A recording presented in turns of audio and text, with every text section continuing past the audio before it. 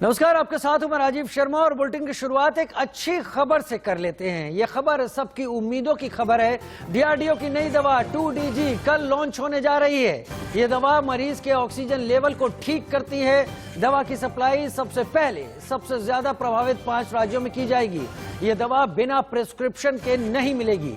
जून तक सभी मरीजों को यह दवा उपलब्ध हो सकती है। इस दवा की वर्चुअल लॉन्चिंग में रक्षा मंत्री राजनाथ सिंह मौजूद रहेंगे। दिल्ली के मुख्यमंत्री अरविंद केजरीवाल भी इस दौरान शामिल हो सकते हैं। डीआरडीओ द्वारा विकसित की गई 2DG दवा यानी 2-डीऑक्सी डी ग्लूकोज दवा अब उन मरीजों के इलाज में ज्यादा कारगर मानी जा रही है जिनका ऑक्सीजन लेवल तेजी से घटता है। तो तमाम जगह जहां ऑक्सीजन की कमी से लोग परेशान थे, वहां ये दवा रामबाण की तरह इस्तेमाल होगी। आइए आपको बताते हैं कि ये दवा कैसे ली जाती है, इस दवा के फायदे क्या हैं, इस दवा का ट्रायल कब और कहां हुआ। और सबसे पहले आपको बता दें कि यह दवा पानी में घोलकर पी जाती है। यह दवा ऑक्सीजन लेवल को ठीक करती है, पर इसका मतलब यह कतई नहीं कि बाकी दवाएं इसके साथ नहीं लेनी है। इस दवा के फायदे की बात करें तो इससे मरीज को 3 दिन में ठीक करने का दावा किया गया है। यह ऑक्सीजन की जरूरत को कम कर देती है। रिकवरी में यह दवा तेजी लाती है। इस दवा का ट्रायल अप्रैल 2020 से मार्च 2021 तक किया गया। सेकंड फेज में 110 मरीजों पर ट्रायल किया गया। मरीज 2.5 दिन में रिकवर हो गए। हाल में इस दवा के इमरजेंसी इस्तेमाल की इजाजत दे दी गई। इस दवा का ट्रायल 27 अस्पतालों के कुल 220 मरीजों पर किया गया। 10 राज्यों में इसका ट्रायल किया गया और इसके ट्रायल के सफल परिणाम सामने आए। हमारे साथ हमारे मित्र, हमारे सहयोगी अजीत श्रीवास्तव ज्यादा जानकारी के साथ इस वक्त जुड़े हैं। अजीत, आप लगातार कोरोना काल में जगह जगह से रिपोर्ट कर रहे हैं, वैक्सीनेशन की रिपोर्ट कर रहे हैं। न केवल वैक्सीनेशन की, कोरोना मामलों की किस तरीके से तेजी है उस पर भी आप रिपोर्ट कर रहे हैं और तमाम लोगों से इस बारे में तमाम राय मशवरा भी कर रहे हैं। लेकिन आपने 2DG को भी लेकर डीआरडीओ के साइंटिस्ट से बात की थी और वे कल लॉन्च होने जा रही है। कितना बड़ा परिवर्तन आएगा कोरोना काल में जब मामले तेजी से बढ़ रहे हैं इस नई दवा के चलते? बिल्कुल राजीव, ये बहुत अच्छी खबर है और मैं कहूं तो साइंटिस्ट भी टीवी पे बोल बोल के थोड़े से वो भी परेशान हो गए थे कि आखिर हम बोल तो रहे हैं, जनता को पता चल रहा है, लेकिन जनता अब ये पूछ रही है कि ये दवा कब आएगी। लेकिन वो भी खुश हैं कि अब कल जिस हिसाब से लॉन्चिंग, इसकी ऑफिशियल लॉन्चिंग होगी और उन 5 राज्यों से 7 राज्यों तक जो नरेंद्र मोदी यानी पीएम मोदी ने जो बातें कही है, जो 5 से 7 राज्यों में सबसे अधिक कोरोना प्रभावित राज्य जो हैं, उनमें ये दवा पहले दिया जाएगा। जैसे हालात वहां सुधरेंगे, बेहतर होंगे, उसके बाद से तमाम और राज्यों को ये दवा दी जाएंगी। सबसे बड़ी बात कि दिल्ली की अगर बात कर लूं मैं, तो दिल्ली में ये पूरी जिम्मेदारी जो रणदीप गुलेरिया, जो एम्स के निदेशक हैं, डॉक्टर रणदीप गुलेरिया, वो मौजूद रहेंगे। उनकी निगरानी में ये पूरा डिस्ट्रीब्यूशन कार्यक्रम किया जाएगा। इस कार्यक्रम में अरविंद केजरीवाल, दिल्ली के सीएम अरविंद केजरीवाल भी शिरकत कर सकते हैं, लेकिन फिलहाल अभी भी कंफर्मेशन नहीं आई है। लेकिन 12 बजे का समय मुकर्रर किया गया है। राजीव, सबसे बड़ी खबर हम आपको दे दें कि 12 बजे, कल दोपहर 12 बजे इसकी लॉन्चिंग होगी, ऑफिशियल लॉन्चिंग 2DG की। और सभी लोगों को, यानी दिल्ली के अलावा पंजाब हो या फिर आंध्र प्रदेश हो या तमाम जो और राज्य जो सबसे अधिक कोरोना प्रभावित है, उनको दिया जाएगा। अजीत, वाकई बड़ी खबर है, वाकई बड़ी खबर है। कौन आता है कौन नहीं आता, लेकिन उससे बड़ी बात यह है कि यह दवा अब उन मरीजों के पास जरूर आ रही है जो मरीज इस कोरोना काल में काफी क्रिटिकल और गंभीर है। बहुत शुक्रिया हमारे साथ जुड़ने और ये तमाम जानकारियां साझा करने के लिए। देश में कोविड-19 महामारी के बीच पिछले दिनों म्यूकोरमाइकोसिस यानी ब्लैक फंगस के मामलों में तेजी देखने को मिली है। ब्लैक फंगस एक तरह का संक्रमण है जिसे डॉक्टर कैंसर की तरह ही घातक मान रहे हैं। सरकार और स्वास्थ्य संगठन इस संक्रमण को रोकने की दिशा में लगातार काम कर रहे हैं। स्वास्थ्य विशेषज्ञों की माने तो म्यूकोरमाइकोसिस के चलते मृत्यु दर 50 से 60% के बीच हो सकती है। ऐसे में संक्रमण को लेकर लोगों को किसी भी तरह की लापरवाही नहीं बरतनी चाहिए। स्टेरॉयड एंटीबायोटिक दवाओं के ज्यादा इस्तेमाल होने से आईसीयू में रहने वाले मरीजों में म्यूकोरमाइकोसिस यानी ब्लैक फंगस की शिकायत देखने को मिल रही थी। ब्लैक फंगस से देश में 200 से ज्यादा मामले सामने आ चुके हैं और इनमें से अकेले 52 लोगों की महाराष्ट्र में मौत भी हो चुकी है। पटना की बात करें तो वहां 25 से ज्यादा ब्लैक फंगस के मरीज सामने आए, तो वहीं उत्तर प्रदेश में भी ब्लैक फंगस पैर पसारने लगा है। लखनऊ में 16 मरीजों में ब्लैक फंगस की पुष्टि हो चुकी है। बिजनौर से भी ऐसी खबरें हैं। वहीं ऋषिकेश एम्स में पहली बार 2 मरीजों में ब्लैक फंगस फंगस की पुष्टि हुई। एम्स निदेशक प्रोफेसर रविकांत के मुताबिक इन दोनों मरीजों को कोरोना संक्रमण के बाद इलाज के लिए मेरठ से ऋषिकेश एम्स ले जाया गया था। एम्स में दोनों का इलाज चल रहा था, तभी इनमें ब्लैक फंगस के लक्षण भी नजर आए थे। और जहां देश एक तरफ कोरोना की मार झेल रहा है, तो वहीं वैक्सीन और ऑक्सीजन की कमी के साथ साथ वैक्सीनेशन भी एक बड़ा मुद्दा है। लेकिन इन सब के बीच कोरोना के बाद अब सबसे ज्यादा खतरा ब्लैक फंगस का है। ब्लैक फंगस को लेकर दिल्ली एम्स के डायरेक्टर डॉक्टर रणदीप गुलेरिया को सुनिए। जो हम कहते हैं CAM, covid associated mucormycosis. Mucormycosis एक फंगल इन्फेक्शन है। इसके जो स्पोर्स हैं इस फंगस के, वो मिट्टी में भी पाए जाते हैं, हवा में भी पाए जाते हैं, कुछ हद तक ये कहते हैं कि फूड में भी पाए जाते हैं। लेकिन ये फंगस जो है लो विरुलेंस है, यूजली इन्फेक्शन नहीं करता है। और अगर हम कोविड से पहले की बात करें तब भी ये फंगल इन्फेक्शन देखा जाता था, लेकिन इसकी इंसिडेंस बहुत कम थी और रेयर इन्फेक्शन था। उन लोगों में देखा जाता था जिनकी शुगर बहुत ज़्यादा है, डायबिटीज़ अनकंट्रोल्ड है, या जिनको ट्रांसप्लांट हुआ हुआ और फिर वो इम्यूनोसप्रेसेंट ड्रग्स पे जिससे उनकी इम्यूनिटी कम है, या कैंसर के ऐसे पेशेंट्स हों जो कीमोथेरेपी पे हैं।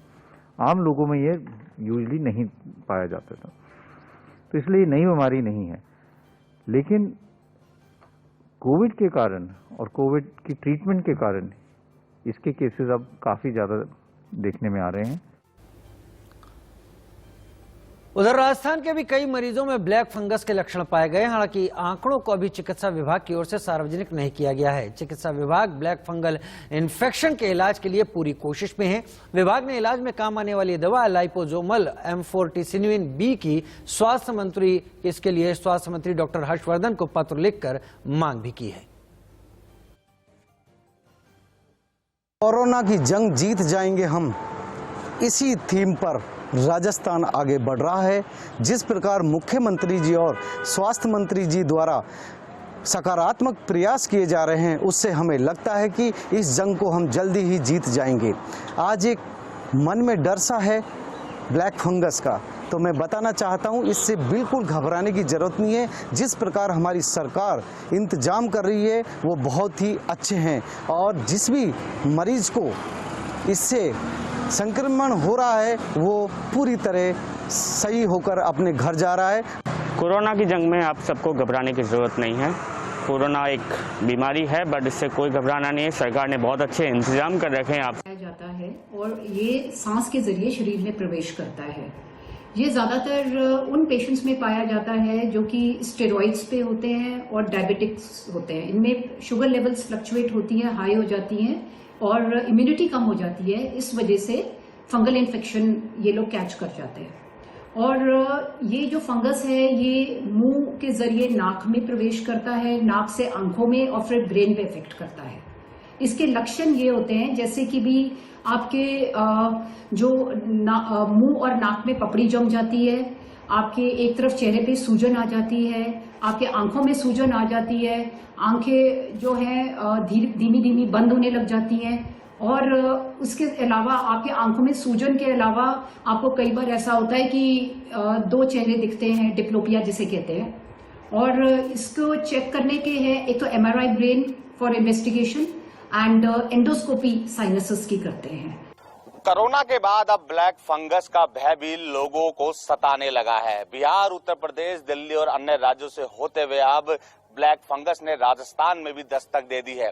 10 से अधिक केस हालांकि राजस्थान में निकल कर आए हैं, लेकिन चिकित्सा विभाग की ओर से अभी तक आंकड़ों को सार्वजनिक नहीं किया गया है। लेकिन ब्लैक फंगस का भय देखते हुए चिकित्सा विभाग पूरी तरह से अलर्ट मोड पर आ गया है। चिकित्सा मंत्री के निर्देश के बाद जो डॉक्टरों की टीम है वो गठित कर दी गई है और SMS अस्पताल के आउटडोर में इसके मरीजों के लिए अलग से व्यवस्था की गई है, जिसमें नेत्र विशेषज्ञ, न्यूरो सर्जन और प्लास्टिक सर्जन मौजूद रहेंगे। देश में कोरोना संक्रमण के नए मामलों में पिछले 3 दिन से गिरावट देखने को मिल रही है, लेकिन कोविड मरीजों के मरने का सिलसिला अभी थमता नहीं दिख रहा। राजधानी दिल्ली और महाराष्ट्र में कोरोना के नए मामले घटे हैं, जबकि मौतों का ग्राफ नीचे नहीं आया है। वहीं दक्षिण भारत की अगर बात करें तो वहां भी स्थिति कुछ ऐसी ही है। अब भी संक्रमण की स्पीड ऊंची बनी हुई है। केरल की बात करें, केरल, कर्नाटक समेत दक्षिण भारत के कई राज्यों में कोरोना मरीजों की संख्या में इजाफा हो रहा है। केंद्रीय स्वास्थ्य मंत्रालय के मुताबिक पिछले 24 घंटे में कोरोना के 3,11,170 नए मामले सामने आए, जबकि कोरोना की चपेट में आए 4,077 कोविड मरीजों ने दम तोड़ दिया। देश में अब कोरोना के 36 लाख से कुछ अधिक एक्टिव केस हैं। दिल्ली में पिछले 24 घंटे में 262 लोगों की मौत हुई और इस दौरान कोरोना के 6,456 नए मामले सामने आए। वहीं महाराष्ट्र की बात करें तो महाराष्ट्र में मौत के आंकड़े बढ़ रहे हैं। इन सबसे अलग उत्तर प्रदेश, जहां सरकार दावों का बखान कर रही है कि मानो कुछ हुआ ही नहीं। पिछले 24 घंटे में उत्तर प्रदेश में 10,682 मामले सामने आए, जबकि 311 की मौत हुई, जो बीते दिनों के आंकड़े से कहीं ज्यादा है। जनप्रतिनिधियों ने, हमारे हेल्थ वर्कर्स ने, कोरोना वॉरियर्स ने, स्वयंसेवी संगठनों ने, आप सभी मिलकर के जो एक रिजल्ट दिया है, इसमें उत्तर प्रदेश के अंदर एक दिन में सबसे अधिक पॉजिटिव केस आने वाली जो तिथि थी वह थी 24 अप्रैल, जिसमें 38,055 केस आए थे। हमारे यहां जो सर्वाधिक एक्टिव केस जिस तिथि को पहुंचे थे वो 30 अप्रैल थी, जब 3,10,000 एक्टिव केस उत्तर प्रदेश में थे। और आज जब हम 16 मई में हैं, 16 मई को 24 घंटे में जो पॉजिटिव केस आए हैं वह आए हैं 10,600 और एक्टिव केस वह घट करके अब आए हैं 1,63,000 तक। यानी हम लोगों ने पिछले 15 दिनों के अंदर एक्टिव केस 1,47,000 से अधिक एक्टिव केस उत्तर प्रदेश के अंदर कम हुए हैं। टेस्ट एंड टेस्ट ट्रीट की इस मंत्र को अपना करके हम लोगों ने कल सुबह लॉकडाउन कल सुबह 5 बजे तक के लिए था, उसको देखते हुए जो अभी रिकवरी हो रही है दिल्ली के अंदर, काफ़ी अच्छे स्तर पे रिकवरी हो रही है। कोरोना काफ़ी तेज़ी के साथ कम हो रहा है, लेकिन जो गेन्स हम लोगों ने पिछले कुछ दिनों में किए, हम नहीं चाहते कि वो एकदम से ख़त्म हो। पॉजिटिविटी रेट 1% और कम हो गया है, 10% के करीब पॉजिटिविटी रेट आ गया है, जो कल 11% था। केसेस 6,500 आए हैं। मैं उम्मीद करता हूं कि अगले एक हफ्ते में और ज़्यादा रिकवरी होगी, तो मैं समझता हूं कि अब धीरे धीरे दिल्ली जो है वो ट्रैक पे आती जा रही है। लगातार मध्य प्रदेश में कोरोना वायरस के संक्रमण को हम नियंत्रित करने में सफल रहे हैं। हमारा पॉजिटिविटी रेट जो 24% के ऊपर पहुंच गया था, कल घटकर वो 10.68% नीचे आ गया है और कुछ जिले अब 5% के अंदर भी आ गए हैं। लगातार पॉजिटिव केस की संख्या कम होती जा रही है। कल 7,106 नए पॉजिटिव केस आए और 12,345 स्वस्थ होकर गए। नए केस आने में और स्वस्थ होकर घर जाने में 5,000 का अंतर है, जो एक सुखद संकेत है।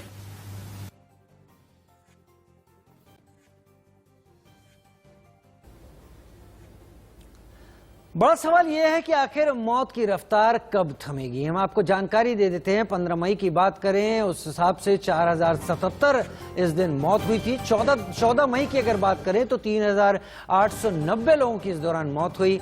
13 मई को 4,000 मौत का आंकड़ा था।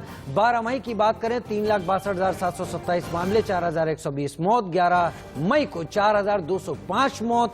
10 मई को 3,876 मौत। 9 मई को 3,754 मौत।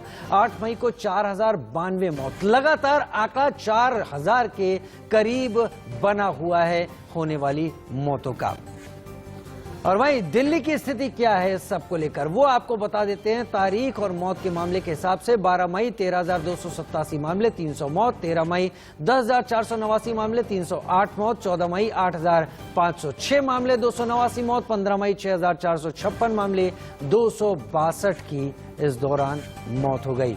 और उत्तर प्रदेश की बात करें, यहां पर मौत का ग्राफ किस तरीके से बदलता दिखाई पड़ा। 12 मई की बात करें तो 12 मई को 18 मौत थी, 13 मई की बात करें तो 13 मई को करीब 17 लोगों की मौत की यहां पर जानकारी थी।